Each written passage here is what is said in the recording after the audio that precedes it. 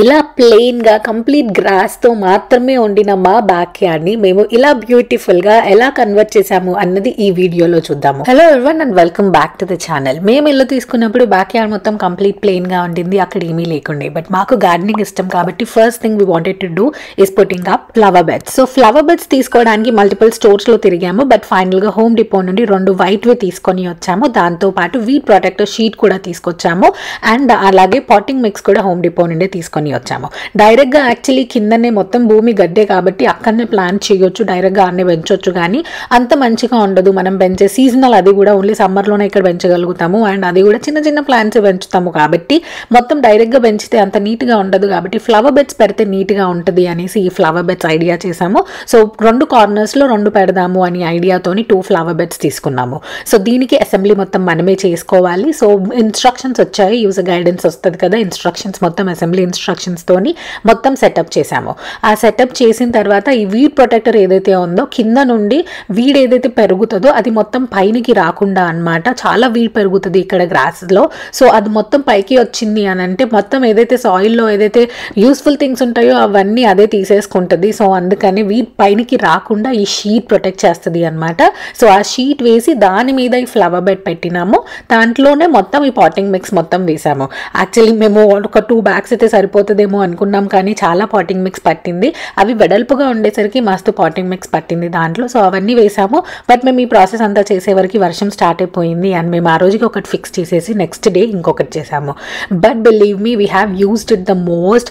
ఎన్ని చెట్లు పెంచాము అంటే వీటిల్లో చాలా రకాలుగా పెంచాము. అండ్ చాలా నీట్ లుక్ వస్తుంది ఫైనల్గా. ఈ సమ్మర్లో ప్రతిదీ నేను డీటెయిల్గా షేర్ చేస్తాను, కంప్లీట్ మా గార్డెనింగ్ ఎక్స్పీరియన్స్ గురించి. సమ్మర్లో that is my favourite thing. Flower beds వేసేసాక we wanted something to set అనమాట. సో బ్యాక్ యార్డ్లో కూర్చోవడం మాకు చాలా ఇష్టం సమ్మర్లో. అండ్ అక్కడ కూర్చున్నాము అంటే ఫుల్ ఎండగా ఉంటుండే, అస్సలు సరిగా కూర్చోనికి లేకుంటుండే.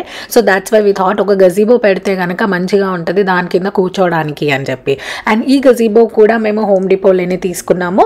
దీనికి అప్పుడు ఆఫర్ ఉండింది, మేము తీసుకున్నప్పుడు 600 ఆఫ్ ఉండింది. దాంతో మాకు 1200కి వచ్చింది ఈ గజీబో. అండ్ ఇది ఫిక్స్ చేయడానికి, అసెంబుల్ చేయడానికి వాళ్ళు మాకు $600 అడిగారు. ఒకవేళ వాళ్ళ దగ్గరే ఆ సర్వీస్ తీసుకుంటే కనుక 1200 కొన్నదానికి 600 జస్ట్ దాన్ని అసెంబుల్ చేయడానికే పే చేయాలా అని చెప్పేసి వద్దు అని మేమే అసెంబుల్ చేసుకుంటాము అని చెప్పేసి వచ్చేసినాము. ఇవన్నీ యాక్చువల్లీ మా ఫ్రంట్ నుండి బ్యాక్ యార్డ్కి షిఫ్ట్ చేయడమే పెద్ద టాస్క్ ఉండింది. బికాస్ అదంతా ఐరన్ కాబట్టి మస్తు బరువు ఉండే. బట్ స్టిల్ రిషి ఇంకా సతీష్ ఇద్దరు కలిసి అదంతా వెనక్కి షిఫ్ట్ చేసినారు. రిషి అప్పుడు మాతోనే ఉండేవాడు. సో ఈ సెటప్ మొత్తంలో రిషి కూడా పార్టే ఉండినాడు అనమాట. సో అవన్నీ వెనక్కి షిఫ్ట్ చేశాక సతీష్ ఇంకా రిషి కలిసి అవన్నీ సెటప్ చేశారు. నేను అప్పుడు ప్రెగ్నెంట్ ఉండినాను. సో అప్పుడు నేను చేయడానికి లేదనమాట. జస్ట్ ఆ డాక్యుమెంట్ చూస్తూ నేను వాళ్ళకి ఇన్స్ట్రక్షన్స్ ఎక్స్ప్లెయిన్ చేస్తూ ఉండినాను ఏముంది ఏంటి అన్నది. మొత్తం సెటప్ చేసుకోవడానికి ఇలా ఇన్స్ట్రక్షన్ బుక్ ఇస్తారు. దీంట్లో మనకి ప్రతి స్టెప్ మెన్షన్ చేసి ఉంటుంది ఏమేమి చేయాలి అని. దాంట్లో ఏమేమి ఐటమ్స్ వచ్చాయి అండ్ మొత్తం ప్యాకేజ్లో ఏమేమి ఐటమ్స్ ఉన్నాయి అని ప్రతిదీ మెన్షన్ చేసి ఉంటారు. అండ్ ప్రతి ఒక్క పార్ట్కి ఇట్లా ఒక నంబర్ ఉంటుంది. సో ఇప్పుడు ఈ మధ్యలో వచ్చే బార్స్ ఏవైతే ఉన్నాయో అవి N2 అనమాట. అండ్ ఇక్కడ చూస్తే ఇది ఫస్ట్ స్టెప్. సో ఫస్ట్ స్టెప్లో మనం స్టార్ట్ చేస్తే ఇక్కడ ఇది A అనమాట, ఇది B అనమాట ఆల్రెడీ. అండ్ ఈ ఏవైతే పార్ట్స్ ఉంటాయో వాటి మీద స్టిక్కర్స్ కూడా పెట్టుంటాయి అలాగే. అండ్ ఇక్కడ ఏమేమి స్క్రూస్ పెట్టాలి అని కూడా ఇప్పుడు GG అని ఇట్లా స్క్రూస్కి కూడా నంబర్స్ ఉంటాయి, ఏ స్క్రూస్ వాడాలి అని. అండ్ ఈ స్టెప్లో ఎన్ని స్క్రూస్ యూజ్ అవుతాయి, ఇప్పుడు ఇవి 8 కావాలి, ఇవి 8 కావాలి. అండ్ ఇది ఈ వ్రెంచ్ ఏదైతే ఉందో అది కూడా వాళ్ళే ప్రొవైడ్ చేస్తారు ఆ కిట్లోనే. అండ్ ఇందాక బుక్లో చూసినట్టు ప్రతి దానికి నంబర్స్ ఉన్నాయి కదా, AAJG అలా అన్ని. సో ఇక్కడ క్లియర్గా మెన్షన్ చేసి ఉంటుంది. మేము ఆల్రెడీ సగం వాడేసాం కాబట్టి ఇవి ఖాళీ అయ్యాయి. సో ఇప్పుడు ఇది చూస్తే ఇది JJ అనమాట. సో ఇవన్నీ బోల్ట్ కవర్స్. సో ఇవన్నీ ఇంట్లో వాక్యూమ్ చేసి పెట్టి ఉంటారు. సో మనకి ఎన్ని అవసరం అని నంబర్ ఉండింది కదా ఆ బుక్లో, దాన్ని బేస్ మీద తీసుకోవాలి. అండ్ ఇక్కడ ఇదేమో KK అండ్ అలాగే ఇది GG. సో అలాగే ప్రతి దానికి మనకి నంబర్స్ మెన్షన్ చేసి ఉంటాయి, నంబర్స్ ఆర్ లెటర్స్ ఏదైనా. ఇంకా స్క్రూస్ ఇప్పుడు ఏ స్క్రూస్ ఎన్ని ప్రొవైడ్ చేశారు అండ్ ఎన్ని ఎక్స్ట్రా, ఇప్పుడు 6 ఎక్స్ట్రా ఇచ్చారనమాట. మిగతాయన్నీ మనకు అవసరం అయ్యేవి. ఇన్ కేస్ మనం ఏదైనా 1-2 పోగొట్టినా ఎక్స్ట్రా ఉండడానికి కొన్ని ఇస్తారు. అండ్ ఈ టూల్స్ అన్నింటికి కూడా లెటర్స్ ఉంటాయి. ఇప్పుడు ఇది O1 అనమాట, ఇది O2 అనమాట. సో మనకి దాంట్లో ఏ స్టెప్లో ఇవి వాడమని చెప్తారో అప్పుడు ఇవి తీసుకొని వాటిని యూజ్ చేయాలి. ఇన్స్ట్రక్షన్స్ ఇచ్చారు కదా చేసేద్దాము అని చెప్పేసి వాళ్ళిద్దరు స్టార్ట్ చేసిండ్రు. కానీ అవుట్డోర్ది కాబట్టి చాలా ఫర్మ్గా ఫిక్స్ ఫిక్స్ చేయాలి, లేకపోతే గాలికి స్నోకి అన్నింటికి ఉండాలి, అది బయటనే కాబట్టి చాలా ఫర్మ్గా ఫిక్స్ చేయాలి కాబట్టి చాలా డీటెయిల్స్ ఉండినాయి అది ఫిక్స్ చేయడానికి.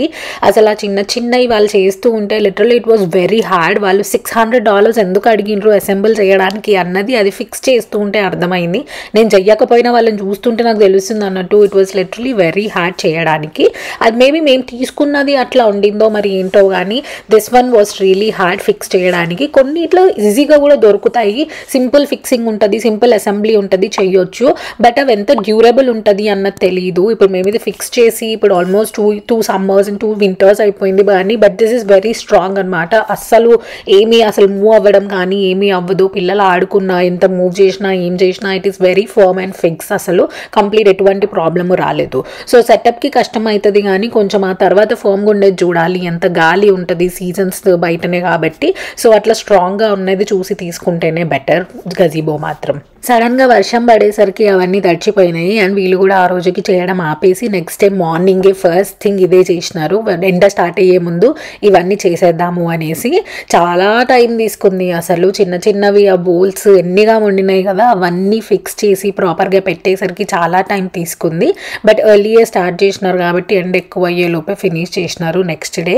ఇక్కడ వెదర్ని అస్సలు ప్రెడిక్ట్ చేయలేము, ఎప్పుడు వర్షం పడుతుంది. ఈవెన్ సమ్మర్ అయినా సరే సడన్గా వర్షం పడుతుంది అనమాట.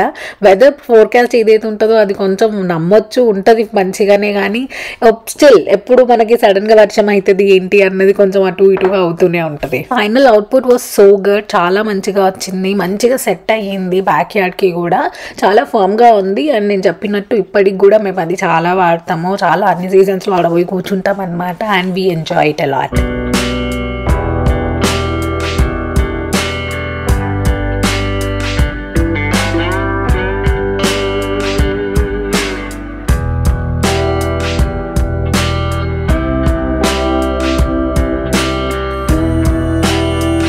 సెటప్ అంతా అయిపోయేసరికి బ్యాక్ యార్డ్ మొత్తం ఇంత మురికిగా అయిపోయింది. మళ్ళీ అది క్లీన్ చేయడానికి మళ్ళీ ఇంకొంచెం సేపు పట్టింది అనమాట. బట్ నెక్స్ట్ ప్రాజెక్ట్ ఏంటి అంటే మేము బార్బిక్యూ మెషిన్ ఫిక్స్ చేద్దాము అనుకున్నాము. ఈ బార్బిక్యూ మెషిన్ మేము వాల్మార్ట్ లో తీసుకున్నాము. ఇవి కూడా సమ్మర్ స్టార్ట్ అవుతూ ఉంటది కదా, కంప్లీట్ స్ప్రింగ్ టైంలో ఉన్నప్పుడే ఆఫర్స్ పెడతారు. కంప్లీట్ పీక్ సమ్మర్ కి పోయినాక ఎక్కువ రేట్లు అవుతాయి ఇవన్నీ, అప్పుడు ఎక్కువ రిక్వైర్మెంట్ కాబట్టి. సో స్ప్రింగ్ టైంలో ఉన్నప్పుడే, సమ్మర్ స్టార్టింగ్ లో ఉన్నప్పుడే, ఆఫర్స్ ఉన్నప్పుడే తీసుకుంటే బెటర్. ఈ బార్బిక్యూ మెషిన్స్ చాలా రేంజ్ లో దొరుకుతాయి. ఆల్మోస్ట్ 250 నుండి ఉన్నాయి కూడా ఉంటాయి, అట్లనే 2000 3000 వరకు కూడా ఉంటాయి. మేము బేసిక్ ది తీసుకున్నాము ఎందుకంటే మేము అసలు ఎంత వాడతాము, అంత ఎఫెక్టివ్ గా వాడతామా లేదా తెలియదు కాబట్టి ఫస్ట్ ఎక్కువ ఇన్వెస్ట్ చేయొద్దు అని చెప్పేసి మేము బేసిక్ దే తీసుకున్నాము. తీసుకొని అది ఫిట్ చేయడం ఈజీనే ఉండింది. దానికి కూడా సేమ్ ఒక మాన్యువల్ వచ్చింది ఎట్లా ఫిట్ చేయాలి అనేసి. But it was quick and easy fit చేయడం అనమాట. ఫిట్టింగ్ ప్రాసెస్ కొంచెం నార్మల్ గా ఉండింది. This is one of our favourite activities. అసలు చాలా సార్లు మేము బార్బిక్యూ చేసుకున్నాము. వెజిటేబుల్స్, చికెన్ అన్ని కూడా చాలా బార్బిక్యూ చేసుకున్నాము. అండ్ ఫ్రెండ్స్తో కూడా బయట కూర్చొని బార్బిక్యూ చేసుకొని తినడం అని మంచి టైం పాస్. అండ్ మాకు చాలా ఇష్టమైన యాక్టివిటీ సమ్మర్లో. ఇవి చేశాక మేము రియలైజ్ అయింది ఏంటి అని అంటే, ఏదైతే మేము గజీబో సెట్ చేసినామో దాని కింద మొత్తం గడ్డి ఉండింది. గడ్డి మీదనే మేము డైరెక్ట్ గా సెట్ చేసేసినాం కాబట్టి కూర్చోడానికి అదంతా కంఫర్టబుల్ లేకుండే. మేము కాస్కో నుండి ఒక సోఫా సెట్ తీసుకున్నాము అండ్ అది పెట్టినాం అక్కడ. బట్ గడ్డి మీదనే ఉండేసరికి అంత కంఫర్టబుల్ లేకుండే, కింద మొత్తం తాకుతూ ఉండింది అనమాట. అండ్ చిన్న చిన్న పురుగులు తిరుగుతూ ఉంటాయి కదా, అప్పుడు చాలా కష్టంగా ఉండింది. అండ్ కొంచెం వర్షం ఉన్నప్పుడు కూడా బయట కూర్చుందాము దా గజీబో కింద అంటే ఆ వర్షంకి గడ్డి మొత్తం బురదలాగా అవుతుంది కాబట్టి అక్కడ కూర్చోవడం కూడా కష్టంగా ఉండింది. సో అందుకని కింద ఏదైనా ఉండాలి, అదర్ లైక్ కాంక్రీట్ ఏదైనా స్టోన్స్ తో కానీ లేకపోతే ఏదైనా వుడ్ తో డెక్ కానీ ఏదైనా ఉండాలి అని చెప్పేసి దాని గురించి కనుక్కోవడం స్టార్ట్ చేసినాము. సో కాంట్రాక్టర్ ని కనుక్కున్నాము. కాంట్రాక్టర్ కి అడిగితే ఆ ఏరియాకి ఎగ్జాక్ట్లీ గజీబో ఎంతైతే ఉందో దాని కింద మందమే అయితే మీరు టైల్స్ తోని చేయాలి, లేదు అంటే సిమెంట్ వి ఉంటాయి కదా వాటితోని చేయాలి, లేదు అని అంటే డెక్ కి దేనికి ఎంత అవుతుంది అని కనుక్కున్నాము. I literally they give very high quotes. అసలు 6000 5000 అట్లా చెప్పినారు. ఆంటారియోలో ఇట్లాంటి కాంట్రాక్ట్స్ కానీ ఏవైనా ఇట్లా ఉంటాయి కదా కన్స్ట్రక్షన్ రిలేటెడ్వి చాలా ఎక్స్పెన్సివ్ ఉంటాయి ఇవన్నీ వర్క్ చేయడానికి. సో వాళ్ళు 6000 7000 చెప్పేసరికి మాకు అసలు వర్త్ అనిపించలేదు. లిటరలీ జస్ట్ ఆ కొంచెం ప్లేస్కి అంతగా ఎందుకు అని చెప్పి మా ఫ్రెండ్స్తో మాట్లాడితే వాళ్ళు అన్నారు మనమే చేసుకోవచ్చు, బేసిక్గా ఉంటుంది. అండ్ మనం ఆబ్వియస్గా మనం చేసేది అదేదో ఎక్స్పర్ట్ లెవెల్లో చెయ్యం కదా, మన రిక్వైర్మెంట్ కి తగ్గట్టుగా మనం చేసుకోవచ్చు అని చెప్పారు. సరే అని చెప్పేసి మనమే చేద్దాము అని చెప్పేసి ఆన్లైన్ లో చాలా వీడియోస్ చూసిన అనమాట సతీష్. అవన్నీ చూసి ఎట్లా చేయాలి ఏంటి అనేసి కంప్లీట్ ఇన్ఫర్మేషన్ తెలుసుకున్నారు. సో ఫస్ట్ ప్రాసెస్ ఏంటి అని అంటే ఆ ఏదైతే లెంత్ ఉండిందో ఆ ఏరియా ఎంతైతే ఉంది మెషిన్ తోని భూమి మొత్తం తవ్వాలన్నమాట. కొన్ని సెంటీమీటర్స్ వరకు కిందికి పోవాలన్నమాట. సో పోతే అప్పుడు దాంట్లో రాళ్ళు ఉంటాయి కదా చిన్న చిన్నవి గ్రావెల్ లాగా, అది వేసి ఆ తర్వాత ఇసుక వేయాలి. సో మొత్తం ఇసుక వేస్తే గనక అప్పుడు అది ఫిక్స్ గా ఉంటది అనేసి. ఒకవేళ మనం డైరెక్ట్ గా గడ్డి మీదనే డైరెక్ట్ గా మనం తెచ్చి పెడితే గనక, డైరెక్ట్ గా బండలు కానీ ఏదైనా తెచ్చి పెడితే గనక అది ఊగుతా ఉంటది, సరిగ్గా ఉండదు. ఎందుకంటే తర్వాత పిల్లలు కూడా ఆడుతూ ఉంటారు కాబట్టి అంత సేఫ్ కాదు అని చెప్పి సో ఏం చేసినాం మేము, సరే అని చెప్పి ఇవి కూడా హోమ్ డిపోలో రెంట్ కి దొరుకుతాయి అనమాట. మెషిన్స్ అన్ని రెంట్కి ఇస్తారు. అవన్నీ ఒక వన్ టైం యూజ్ కొనడం వేస్ట్ కదా. So we can take this advantage. అట్లా $20 $30 పర్ అవర్ ఉంటుంది మనకి. మోస్ట్లీ 2-3 hours కి కావాలి కాబట్టి పొయ్యి మెషిన్ రెంట్కి తీసుకొని వచ్చినాము. అది మొత్తం దున్నడానికి, మొత్తం కింద నుంచి మట్టి తీయడానికి అనమాట. సో మట్టి తీసేసినాక చిన్న చిన్న రాళ్ళు అవన్నీ ముందు రోజే సతీష్ వెళ్ళి ఆర్డర్ చేసి వచ్చినాడు. 2 days వర్షం పడుతూ ఆగుతూ ఉంది అనమాట. చాలా కష్టమైంది. ఫస్ట్ ఆఫ్ ఆల్ ఇసుక తడిచిపోతుంది అండ్ ఆ సిమెంట్ ఏవైతున్నాయో అవి లోపల పెట్టేసినాము. ఆ వెనకాల కూడా మట్టి మొత్తం బంకలాగా తయారైతుంది అనమాట వర్షం పడడం వల్ల. ఆ తర్వాత తీయడం కష్టం అయిపోతుంది. డ్రైగా ఉంటే కొంచెం ఈజీగా వచ్చేస్తుంది. ఇప్పుడు మీరు చూస్తున్న ఈ స్టోన్స్ ఏవైతే ఉన్నాయో వీటిని అండ్ పైన వేయడానికి కింద సిమెంట్ లాగా ఉంటుంది అది, అండ్ ఇసుక, అండ్ కింద వేయడానికి ఆ చిన్న చిన్న స్టోన్స్, అది మొత్తం ముందే ఆర్డర్ చేసి వచ్చినారు. సో వాళ్ళు నెక్స్ట్ డే డెలివరీ ఇచ్చేసినారు. ఇవన్నిటికీ ఎక్కువేం కాలేదు because we're just buying the raw material కాబట్టి డెలివరీ ఇచ్చేసినారు. బట్ అవి చాలా హెవీగా ఉంటున్నాయి అండ్ వాటిని మూవ్ చేయడానికి కూడా మేము ఈ మెషిన్ వాడినాము. దాంట్లో పెట్టి కొన్ని స్టాక్ చేసి అవన్నిటిని వెనకకి మూవ్ చేయడానికి అనమాట. సో దాంతో ఏదైతే మెషిన్ తెచ్చినామో మేము దాంతో కింద కొంచెం దున్నేసి ప్లాస్టిక్ కార్నర్స్ కి ఆ తాడులాగా అట్లా కట్టేసి దాంట్లో చిన్న చిన్న రాళ్ళు వేసి కంప్లీట్ ఫిల్ చేయడం. ఇంకా ఏదైతే మనం కిందకి తవ్వినామో ఆ రాళ్ళు వేసి రాళ్ళ మీద ఈ ఇసుకతో ఫిల్ చేయాలి. మెయిన్ టాస్క్ ఏంటి ఇక్కడ అంటే అది మొత్తం ఫ్లాట్ ఉండాలి మనకి. ఎందుకు అని అంటే ఒకవేళ ఫ్లాట్ లేదు అంటే పైన పెట్టిన రాళ్ళు కూడా కొంచెం అటు ఇటు అయితే మూవ్ అవుతా ఉంటది, అది స్ట్రాంగ్ గా ఉండదు. సో అందుకని ఫ్లాట్ గా ఉండడం ముఖ్యం కాబట్టి ఇట్లా ఈ మెషిన్ తోని లెవెలింగ్ చేస్తున్నాడు. ఇప్పుడు సతీష్ అక్కడ చేసేది లెవెలింగ్ అనమాట. ఎక్స్ట్రా ఏదైతే హైట్ లో ఉన్న ఇసుక ఉందో అది మొత్తం తీసేశారు అండ్ ఆ మెషిన్ తోని ఇట్లా ఒత్తేసి కిందకి ప్రెస్ చేస్తూ ఏదైతే ఎక్స్ట్రా ఉందో తీసేస్తూ మొత్తం లెవెల్ చేస్తూ వచ్చారనమాట. సో అట్లా కంప్లీట్ లెవెలింగ్ అయిపోయాక దాని మీద స్టోన్స్ అన్ని పెట్టినాము. ఈ మూవ్ చేసేటప్పుడే ఒక 2 stones మాకు ఇరిగిపోయినాయి. మళ్ళీ పెట్టడం ఎందుకు అని చెప్పేసి అవి పక్కన పెట్టేసినాము. అండ్ మళ్ళీ నెక్స్ట్ డే వెళ్ళి వాళ్ళ దగ్గర నుంచి ఆర్డర్ తీసుకొని వచ్చినప్పుడు చేసినాము. అండ్ ఈ రాళ్ళు పెట్టేటప్పుడు ఇంకోటి ఏం గుర్తుపెట్టుకోవాలి అని అంటే ఆ మధ్యలో ఏదైతే గ్యాప్ ఉంటుందో అది మాత్రం మంచిగా ఎంత దగ్గరికి పుష్ చేయగలిగితే అంత దగ్గరికి పుష్ చేసి గట్టిగా పెట్టాలి. లేకపోతే అవి తర్వాత మూవ్ అవుతాయి. అప్పటికి సెట్ అయినట్టు ఉంటది కానీ తర్వాత మూవ్ అవుతాయి. రాళ్ళన్ని పెట్టేసినాక అదైతే సిమెంట్ ఉంటుందో ఆ మిక్స్చర్ మొత్తం ఆ మధ్యలో గ్యాప్స్ లో వేయాలి. బేసికలీ ప్రాసెస్ ఏంటి అంటే ఆ సిమెంట్ ఆ మధ్యలో గ్యాప్స్ లో వేసి అప్పుడు దాని మీద వాటర్ పోసి పెడితే ఒక 1 day అట్లనే ఉంచితే కనుక ఆ సిమెంట్ గడ్డ కడుతుంది కదా. సో గడ్డ కట్టినప్పుడు ఆ రాళ్ళన్నీ బైండెడ్ ఉంటాయి అన్నమాట. ఇప్పుడు ఇది బైండింగ్ ఏజెంట్ లాగా ఆ రాళ్ళు మొత్తానికి ఫిక్స్డ్ గా ఉండడానికి మనం అట్లా ఫిల్ చేస్తూ బండల మీద పుష్ చేస్తూ ఉండాలి. ప్రెస్ చేస్తూ ఉంటే కనుక అది ఏదైతే ఆ మెటీరియల్ ఉందో ఆ సిమెంట్ మొత్తం కింద వరకు పోతుంది మంచిగా. సో అప్పుడు ఎంత మంచిగా లోపలికి అది పోతే అంత ఫిక్స్డ్ గా ఉంటది అనమాట. సో అది లోపలికి పోయినాక ఎక్స్ట్రా మొత్తం తీసేయాలి మళ్ళీ. సో మేము ఈ మెషిన్ తోని జస్ట్ బ్లో చేసినాము ఎక్స్ట్రా పౌడర్ అంతా. బికాస్ ఎక్స్ట్రా పౌడర్ ఉంటే అది కూడా గడ్డ కడుతుంది కదా పైన లేయర్ లాగా. సో అది మంచిగా ఉండదు అండ్ సిమెంట్ కూడా మొత్తం షార్ప్ గా ఉంటుంది, సేఫ్ కాదు కాబట్టి. సో మధ్యలో మాత్రమే వేసి ఎక్స్ట్రా అంతా తీసేయాలి. అండ్ ఆ తర్వాత కంప్లీట్ గా వాటర్ వేసేయాలి.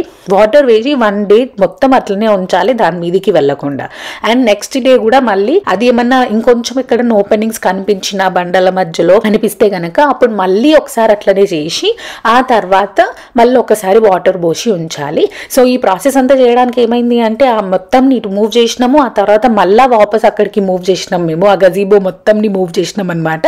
చేసి మళ్ళీ కర్టన్స్ ఫైనల్ స్టెప్ గా కర్టన్స్ పెట్టేసినారు.